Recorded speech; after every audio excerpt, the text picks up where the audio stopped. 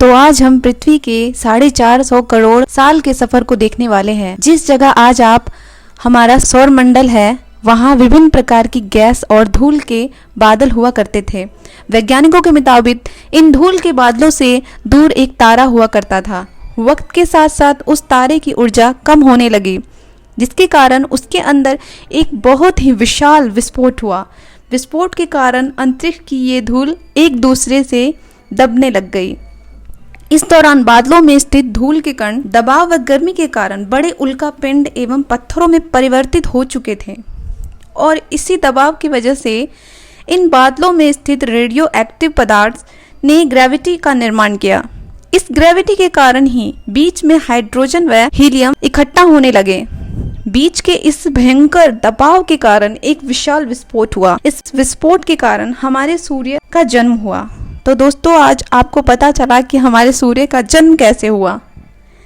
अंतरिक्ष में फैले यानी क्षुद्र ग्रहों में भारी वजन की वजह से सूर्य के करीब आकर सूर्य की परिक्रमा करने लगे। अंतरिक्ष में फैले एस्ट्रॉयड यानी क्षुद्र ग्रहों में भारी वजन की वजह से सूर्य के करीब आकर सूर्य की परिक्रमा करने लगे। धीरे धीरे इन्हीं एस्ट्रॉयड में भारी टकराव हुआ, जिसके फलस्वरूप मरकरी, बुध, वीनस, शुक्र, अर्थ, पृथ्वी और मार्स मतलब मंगल जैसे ग्रहों का निर्माण हुआ। वैज्ञानिकों के अनुसार इस समय पृथ्वी और मार्स यानी मंगल ग्रह के बीच थिया नामक ग्रह सूर्य की परिक्रमा किया करता था। पृथ्वी पर ग्रेविटी होने की वजह से सूर्य की परिक्रमा करने वाले एस्ट्रॉयड अब पृथ्वी की परिक्रमा करने लगे और धीरे धीरे करोड़ों सालों तक परिक्रमा करने लगे और ये पृथ्वी पर गिरते रहे। और ऐसी घटना हमारे पड़ोसी ग्रह थिया पर भी हो रही थी। इसके कारण थिया पृथ्वी के और करीब आने लग गई और आकर पृथ्वी से टकराया, जिसके कारण थिया पृथ्वी के और करीब आने लगा और आकर पृथ्वी से टकराया। इस भयंकर टकराव की वजह से पृथ्वी के हिस्से कणों में के रूप में अंतरिक्ष में फैल गए और एक रिंग्स की तरह पृथ्वी की परिक्रमा करने लगे। की परिक्रमा करते हुए कणों में टकराव होने लगा, जिसके कारण हमारे चांद का निर्माण हुआ। उस वक्त पृथ्वी पर सिर्फ एक ही समुद्र हुआ करता था और वो था 1900 डिग्री सेल्सियस की तापमान पर उबलते हुए लावे का।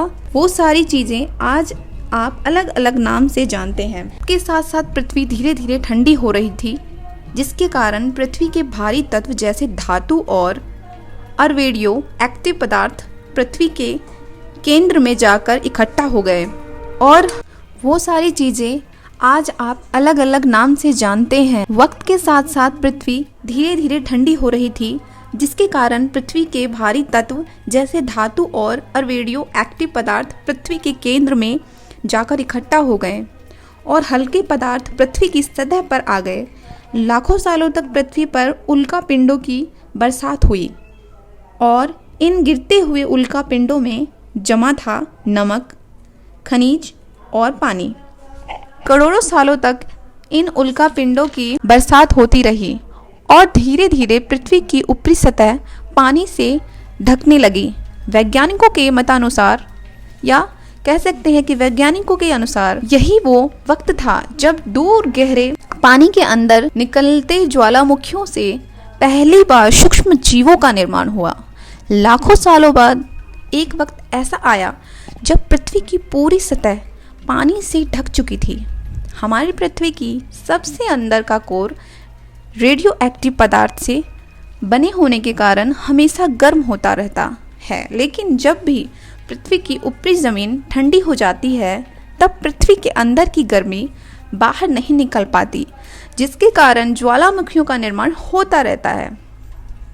और उस वक्त कुछ ऐसा ही हुआ। पानी से ढकी हुई पृथ्वी पर हजारों की तादाद में ज्वालामुखी निकलने लगे और आने वाले लाखों सालों तक इन ज्वालामुखियों का निकलना जारी रहा, जिससे पानी के ऊपर ज़मीन का निर्माण हो रहा था।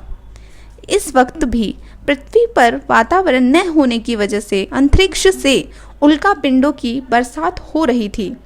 आज से लगभग 300 करोड़ साल पहले पृथ्वी पर ऐसा वक्त आया जब पृथ्वी का वातावरण स्थिर होने लगा था। ज्वालामुखी निकलने धीरे हो गए थे या कहें कि कम हो गए थे और पृथ्वी का एक दिन 12 घंटे का हुआ करता था। साल बीतते गए और ये धीरे धीरे ये सूक्ष्म जीव विकसित होते गए और समूहों में रहने लगे। आज से लगभग 250 करोड़ साल पहले पहली बार पृथ्वी पर ऐसे जीव का निर्माण हुआ जो जीने के लिए ये पानी के अंदर के खनिज पदार्थ और धूप का इस्तेमाल करते थे और मल त्याग के रूप में ऑक्सीजन बाहर निकालते थे। इस वक्त तक पृथ्वी पर ज़्यादा ज्वालामुखी निकलने बंद हो गए और इन माइक्रोबैक्टीरियाज की वजह से वातावरण में ऑक्सीजन की मात्रा बढ़ रही थी। वातावरण में ऑक्सीजन की मात्रा बढ़ने की वजह से पृथ्वी का वायुमंडल बनना शुरू हुआ और आने वाले हजारों साल में ऑक्सीजन की मात्रा बढ़ती रही, जिसकी वजह से पृथ्वी के ज़्यादातर हिस्से में ये सूक्ष्म जीव फैल गए। हजारों साल बाद एक वक्त ऐसा आया जब पृथ्वी में ज़्यादा ऑक्सीजन बढ़ने के कारण ये सूक्ष्म जीव मरने शुरू हो गए। एक वक्त ऐसा आया जब पृथ्वी में ज़्यादा ऑक्सीजन बढ़ने के कारण ये सूक्ष्म जीव मरने शुरू हो गए। उस वक्त तक पृथ्वी का वातावरण ठंडा होने के साथ साथ ऑक्सीजन से भी भर चुका था, जिसके कारण जमीन व वातावरण में स्थित लोहे के मिनरल्स पानी में स्थित ऑक्सीजन से रिएक्ट होने लगे और एक वक्त ऐसा आया कि पृथ्वी की ज़मीन आज के मार्स के जैसे लाल हो चुकी थी। वक्त बीतने के साथ साथ धरती के टेक्टोनिक प्लेट में दरार होने लगी, जिसके कारण पृथ्वी के अंदर का लावा जमीन की तरह कई लाखों सालों तक खुला उबलता रहा और यही वो कारण था जिसके कारण पृथ्वी पर कार्बन डाइऑक्साइड की मात्रा बढ़ गई और पृथ्वी पर एसिड की वर्षा शुरू हो गई। एसिड रेन की वजह से पृथ्वी का तापमान घटने लगा और तापमान इतना घटा कि पृथ्वी में स्थित पानी बर्फ में परिवर्तित होने लगा। पृथ्वी पर भयंकर आइसेज आया। इस वक्त पूरी पृथ्वी सफ़ेद बर्फ से ढक चुकी थी, मानो एक सफ़ेद चादर ने पूरी पृथ्वी को ढक लिया हो।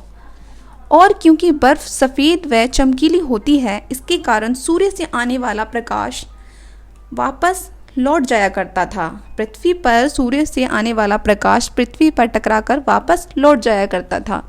इसी कारण पृथ्वी कई लाखों सालों तक बर्फ से ढकी रही, मगर फिर से पृथ्वी के अंदर स्थित गर्मी ज्वालामुखी के रूप में निकलना शुरू हो गई और ज्वालामुखी की गर्मी ने बर्फ को पिघलाना शुरू कर दिया। इसी बीच पृथ्वी के गहराई में बचे सूक्ष्म जीव धीरे धीरे बदल रहे थे और अब वो ऑक्सीजन को अपने शरीर को बड़ा व जटिल बनाने के लिए इस्तेमाल करने लगे थे। इस बीच पानी में अलग से भी छोटे समुद्री पौधे निकलना शुरू हो चुके थे। वैसे वैसे वातावरण कार्बन डाइऑक्साइड की वजह से गर्म हो रहा था। वक्त के साथ साथ बर्फ पिघलने लगी, मगर धरती पर फिर से एसिड की वर्षा शुरू हो गई, जिसके कारण फिर पृथ्वी ठंडी होने लगी और फिर पृथ्वी की ज़्यादातर सतह बर्फ से ढक गई। ऐसा बार बार कई हजारों सालों तक होता रहा और इसी दौरान अब समुद्री जीवन वातावरण के हिसाब से विकसित हो रहे थे। इस बीच कई सारे जीव और समुद्री जंगल भी विलुप्त हो गए, मगर जो बच गए थे वो धीरे धीरे पृथ्वी के बदलते तापमान के हिसाब से ढल गए थे और अब हजारों सालों बाद समुद्री पेड़ बर्फ की वजह से पूरी तरह मरते या सूखते नहीं। अब सूक्ष्म जीव समुद्री जीव बन चुके थे। अब फिर से ज्वालामुखियों ने पृथ्वी की बर्फ को पिघलाना शुरू कर दिया। अब ये समुद्री पेड़ जल्दी विकसित होकर फैल गए। धीरे धीरे वातावरण में ऑक्सीजन की मात्रा बढ़ने लगी और पृथ्वी पर होने वाली एसिड की वर्षा कम हो गई। वातावरण में ऑक्सीजन आने की वजह से पृथ्वी की ओजोन लेयर्स मोटी होने लगी और आज से लगभग 4.7 करोड़ साल पहले पृथ्वी की ऊपरी सतह पर पहली बार मौसम नामक प्लांट उगने शुरू हो गए। वक्त के साथ साथ जमीन पर अलग अलग प्लांट उगना शुरू हो गए। एक वक्त ऐसा आया जब जमीन के पेड़ों की लंबाई लगभग 80 से 100 फीट जितनी या पेड़ों की लंबाई लगभग 80 से 100 फीट जितनी या आज की 5 से 6 मंजिला बिल्डिंग्स जितनी ऊंची हो चुकी थी। ये वो वक्त था जब समुद्री जानवर समुद्र से बाहर निकल रहे थे और जमीनी जानवर में परिवर्तन हो रहे थे। पृथ्वी को आज के जैसे बनने में लगभग 450 करोड़ साल का वक्त लगा है। पृथ्वी पर मानव जीवन की आखिर शुरुआत कैसे हुई? अगर आपको जानना है तो दोस्तों please watch my next video. तो मिलते हैं एक और नए और इंटरेस्टिंग वीडियो के साथ। के लिए bye bye and subscribe my channel. Bell icon को प्रेस जरूर कर देना and like my video and share.